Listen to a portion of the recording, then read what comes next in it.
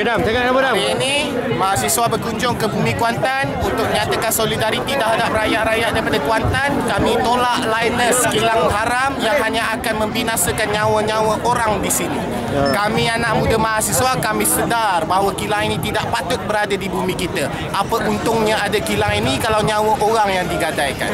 Jadi hari ini mahasiswa seluruh negara, tolong bersama-sama kita tolak dan tendang sepak keluar kilang haram ini.